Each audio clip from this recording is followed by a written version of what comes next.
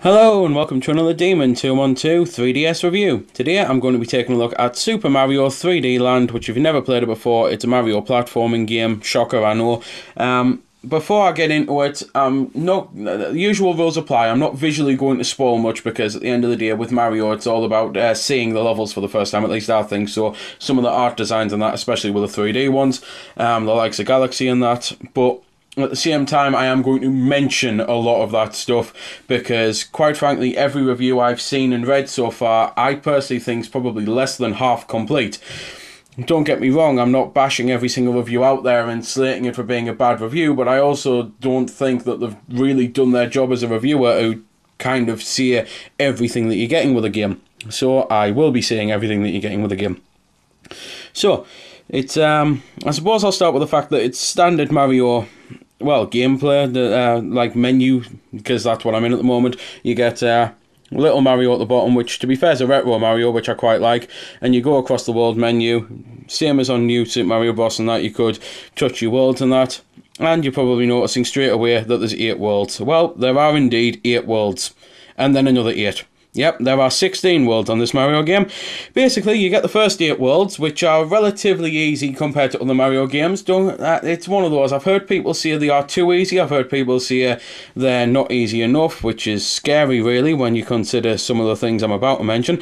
But I've also heard people say that they're just the right difficulty. It's just a perspective thing, really, depending on how good you are as a gamer and what you like. Everyone who's seen my other Mario videos will know that personally I am a fan of challenge, which is why the first 8 worlds, while I did enjoy them, it's the second 8 worlds that interest me the most, because quite frankly the first 8, bit easy. They're not the easiest, I'll be honest, they're not the easiest at all, but they're also not the hardest.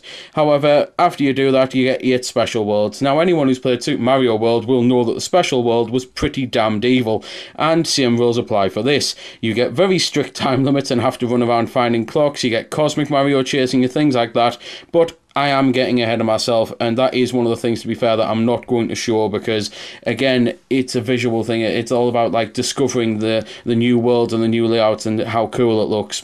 And, well, I think the special worlds are some of the most amazing things. I'm trying to say some of the most special because at the end of the day they're called special, but I suppose I'll say they're called special for a reason then. So, I'll get onto the regular game then. If you've never played a Mario game before, or a 3D one, then this is probably a really good place to start because this pretty much blends everything that was great about Mario and puts it into one package. As anyone who's watched my videos for a while will know, I've never really been keen on 3D Marios because I honestly don't like the mission style based gameplay of find this item, do that, do this, replay this level 700 times to get every single star, do this, do that. It just grates on me. I found it a bit boring. I just wanted a 3D Mario that was go from point A to point B, find a couple secrets along the way, just like in the other Mario games, and there you go, you've beat the level, go on to the next one. And this is what they've finally delivered in Super Mario 3D Land, so I'm absolutely in love with the game right away. You've got, obviously, some old items make a return, like, for example, the Fire Flower and the Tanuki suit, which I'm going to use now, and you've got new items like the Boomerang Boss, which, quite simply, you throw a boomerang and it comes back to you. It really is self-explanatory. And as I say, it is just standard Mario gameplay with jumping on enemies' heads and, well, running around, finding the flagpole, beating the boss when you're on a boss level, and getting to the end. There's couple things there that are not like your traditional 2D Marios. So you've got your ground pound there, as you can probably see. You've got the ability to crawl and walk and jump and that, which is rather cool because on the old Mario games at the end of the day you used to have to do a run then quickly duck to be able to slide under blocks. It's quite nice to be able to walk under them for a change, it really is, because as I say, it's not really been done on the 2D ones. I don't think New Super Mario Bros. Had it, and if it did, then I obviously never used it.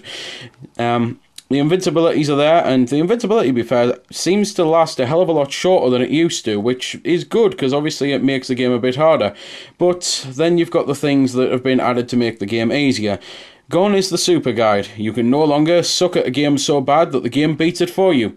However, you can almost do that, because the first assist box, as they're calling them, is a white Tanuki suit, which basically means you are completely invincible. You cannot die unless you drop down a hole. You get that after you've died 5 times.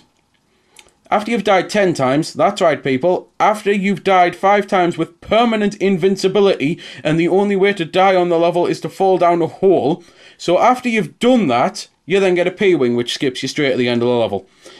To say the P-Wing is a bit pointless, and to say, well, I'll try and say this nicely if I'm honest, just because Wayne Gretzky made hockey look like a child's playtime, and just because Michael Jordan made basketball look like a hobby, does not mean that everyone is cut out to play hockey or play in the NBA. And just because games are made available everywhere en masse to a hell of a lot of people, does not mean that you should be a gamer. If you find yourself having to revert to the P-Wing all the time, then I am afraid to tell you, you are not cut out to be a gamer. Sell your 3DS. Anyway, little rant over. Graphically, the game is fantastic. It's got an isometric style to try and show off the 3D. Well, again, anyone who's watched my videos will know that I can't see in 3D because of my eye condition, so I'll be honest, I'm not too keen on the isometric feel of things. There are times where I'll misjudge jumps because I can't put the 3D on to help me make those jumps, but that just makes the game harder, and as far as I'm concerned, that's probably a good thing. So, as I say, graphically it's good, the isometric's good. I can't let you listen to the music for the same reason that I never can with the DS vids, I can never get it right. However, I will say that musically and sound effect wise the game is absolutely excellent. Even things like the fireballs hitting enemies or hitting pieces of grass and making a little charred sound do sound really cool. Same as when you spin things with your Tanuki tail. There's also a couple other little things I can mention.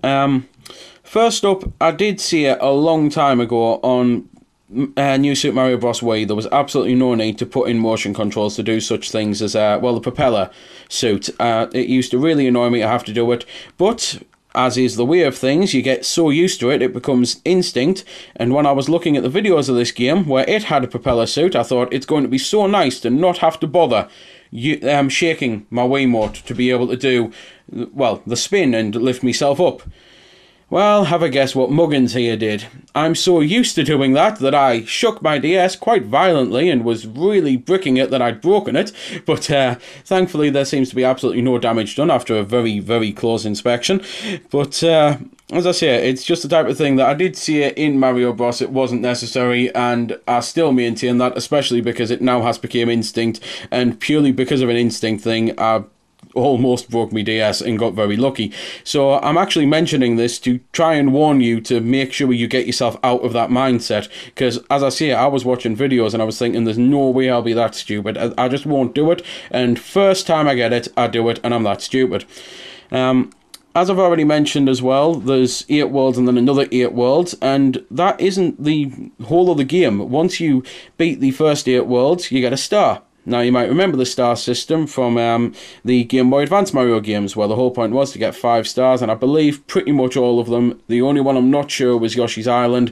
You had to quite simply get a load of points to get them. Well, on this, you have to actually do things. The first stars I see is beating the first 8 worlds.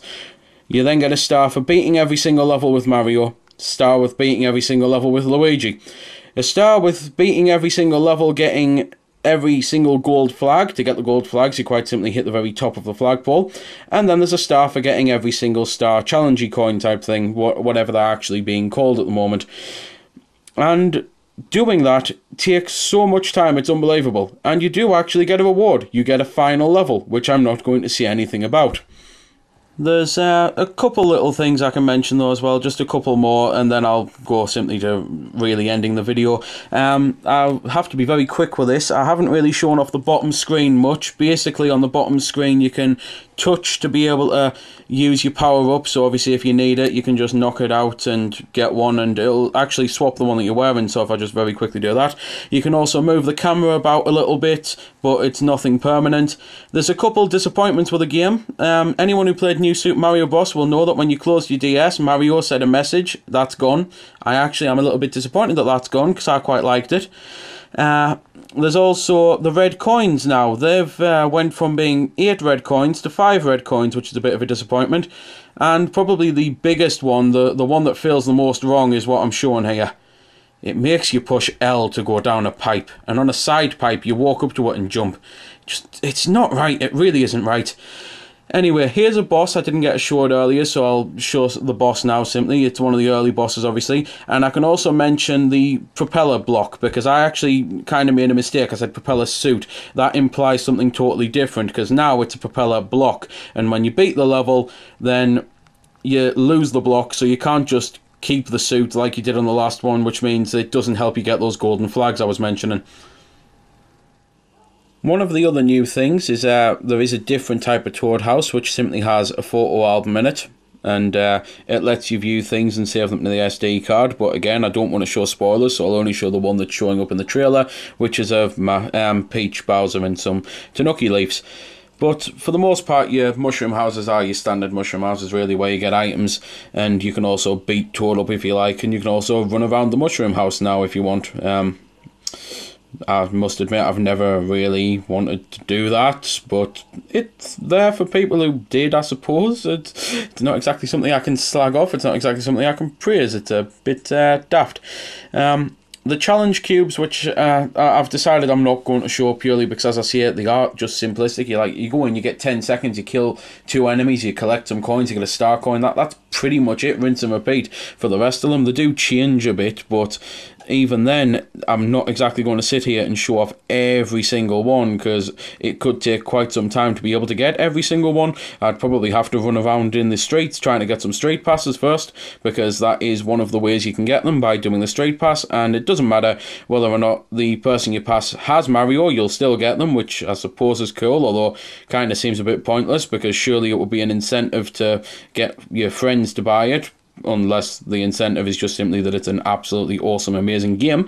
One of the other new things you've probably already seen me do, it's the the binoculars on it, which you can stand at the binoculars and they'll show you what's going on in the level. They'll show you the routes and that. They won't show you with bright colours and things and point out exactly where to go, but you'll be able to look around and just see what's going on and find star coins and secret areas and that. They're pretty cool, to be fair. It's nice to have a look around at the levels because the levels look so nice, but it is a little bit weird that using the gyroscope to actually move them, and to be fair, there's one here, perfect timing. Using the gyroscope, as you can see, if I move down, it moves down, up, and all that.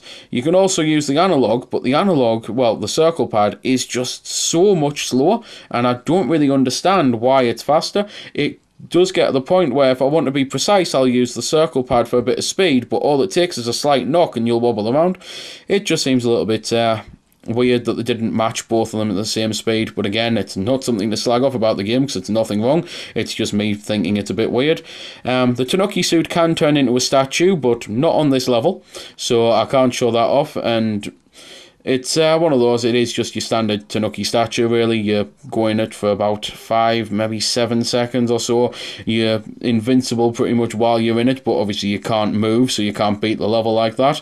And then you come out of the Tanuki suit once. You can either manually come out of it or automatically come out of it.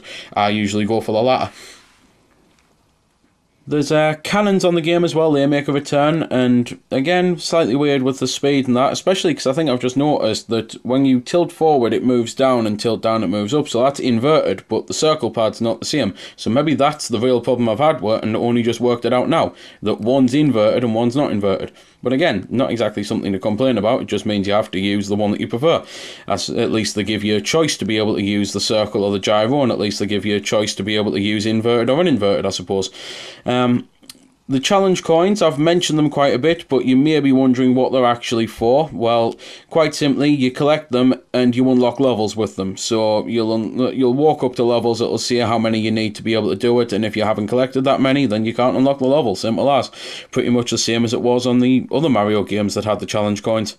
And while I said I was just going to sit here and dissect every minute thing about the game, I probably think I've said more than enough. I've definitely covered it a hell of a lot better than I think most people have, and again, that's not me having a go at the most people. It's just me saying that I think I've mentioned everything that I personally think is worth mentioning. For example, the 16 worlds, not 8, the stars when you do certain things on the game to add even more longevity to the game, just pretty much everything. So I'll just reiterate, this is an absolutely amazing Mario game, in case you haven't figured from all the way I've been talking about it. It's a little annoying, as I say, that Some of the worlds are a bit easy. I don't understand why they couldn't have done 4 really easy worlds and then like 12 really hard worlds, or 4 easy, 4 hard, 4 very hard, 4 amazingly hard, or something like that, ramping the difficulty up. And having said that, I still do, as I say, think this is a harder game than some of the other Marios that have been coming out recently. So I can't complain that much that, yeah, they're not Mario Bros. 3 Pipe World difficulty, but they're also not, and I don't want to start another Flame War, so I'll not mention it, difficulty. So if you've never played a Mario game, as I say, this is a great place to start. I honestly think this is a great reason to own a 3DS if you're on the fence about it. I really do think the 3DS is turning out to be one of my favourite handhelds ever. I've always been a handheld gamer ever since the Game Boy, and this really is meeting all of my expectations and blowing them away. And if you have played a Mario game before, then honestly, what else can I say that would want to make you get this game if you don't already? So there we go then. That's been the review. I hope you found it helpful. I don't score the games because that's based purely on opinion, so instead I'll leave you to make your own mind up. So thanks for watching, and if you've got any questions about the game that I didn't answer in the vid or that hasn't been answered in the comments, then feel free to ask and I'll help if I can. Also, if you did find it helpful, don't forget to check out my channel because there's plenty more like this up there, and don't forget to subscribe because there'll be plenty more to come as well. So until next time, this has been Demon212, signing off.